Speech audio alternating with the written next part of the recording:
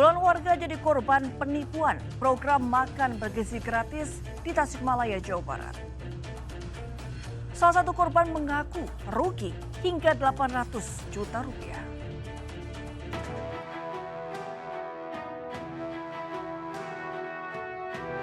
...35 orang menjadi korban penipuan modus perekrutan kerja dalam program makan bergizi gratis di Tasikmalaya, Jawa Barat.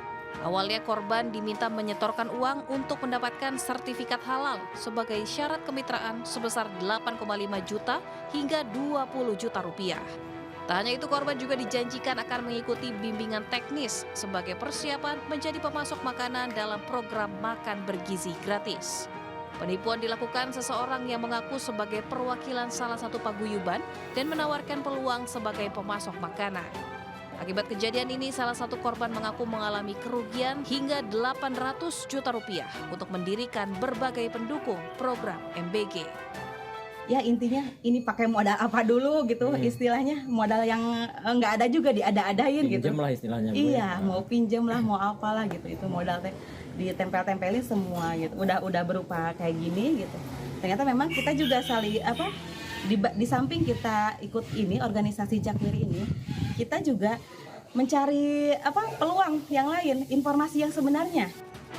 Dari hasil penelusuran, paguyuban tersebut ternyata tidak memiliki keterkaitan dengan program makan bergizi gratis yang resmi dan kuat dugaan merupakan jaringan penipuan. Dari Tasikmalaya, Jawa Barat, Asep Juharyono melaporkan.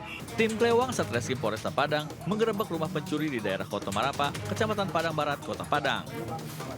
Tersangka berinisial NJ tak berkutik saat diciduk petugas saat tengah tidur di rumahnya. NJ merupakan spesialis pencuri di kawasan wisata Pantai Padang dengan modus berkedok sebagai juru parkir. Dengan memanfaatkan kelalaian pemotor, tersangka mengambil barang berharga korban seperti ponsel di dashboard sepeda motor. Kepada polisi, tersangka mengaku nekat melakukan aksinya untuk modal bermain judi online. Kemudian setelah mengamankan, tim Klewang kembali mencari kemana barang bukti tersebut dibawa, di mana berdasarkan hasil pemeriksaan di lapangan terhadap barang bukti tersebut telah dijual ke daerah Alahan Panjang atau Solo Karasuka. Atas perbuatannya, tersangka dijerat pasal pencurian dengan pemberatan dengan ancaman hukuman maksimal 7 tahun penjara. Dari Padang, Sumatera Barat, Budi Sunandar melaporkan. Seorang pria di Kalimantan Tengah menganiaya ayahnya sendiri dengan senjata tajam hingga tewas. Saat menganiaya sang ayah, pelaku dalam pengaruh narkoba.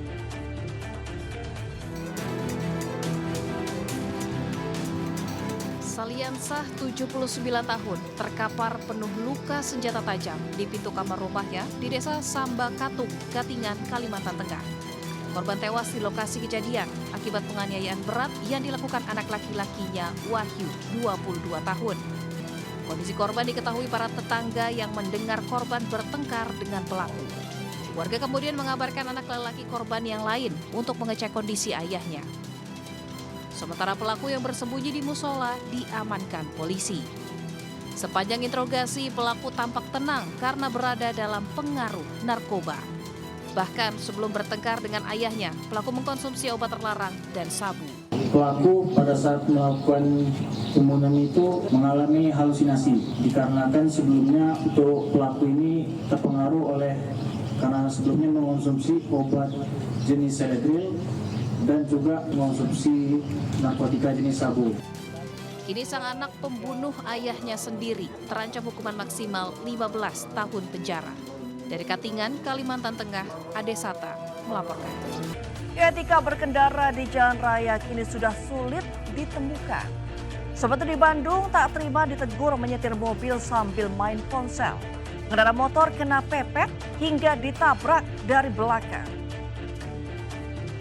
Di Surabaya, sebuah mobil bak yang menyalip antrian di lampu merah terlibat keributan dengan pengendara lain. Ingat, segala tindak tanduk Anda pasti ada akibatnya. Berubah atau berakhir digerebek. Saya Miss Grebek, sampai jumpa.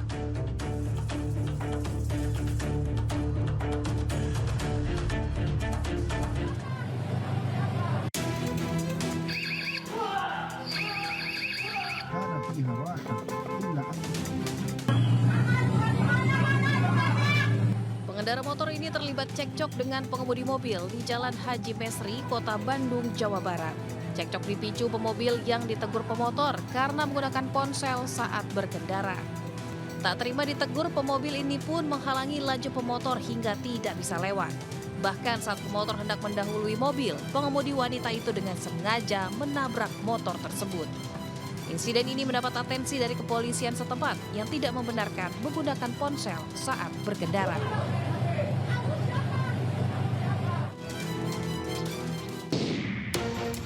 Seorang pencuri yang masuk ke halaman rumah warga di wilayah Gamping, Sumber Tangkil, Tirto Yudo, Kabupaten Malang tak menyangka akan mendapat kejutan. Saat ia mengendap-endap mengincar barang curiannya, tiba-tiba alarm menyala kencang hingga membuat pelaku panik. Alhasil, sang pencuri kalang kabut melarikan diri sambil dikejar pemilik rumah.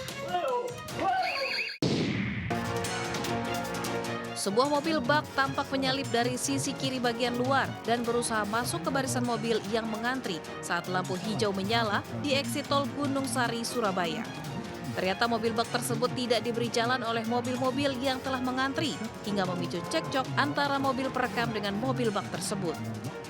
Etika dalam berkendara kian penting diterapkan di jalan raya untuk terhindar dari keributan yang tak diinginkan.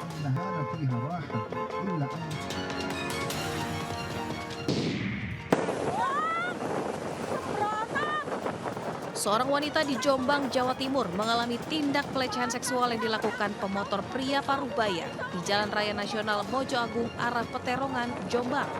Tidak terima tindakan pelaku, korban yang juga mengendarai motor berusaha mengejar pelaku. Sejumlah warga dan pengguna jalan di sekitar lokasi pun dibuat resah oleh aksi begal ini.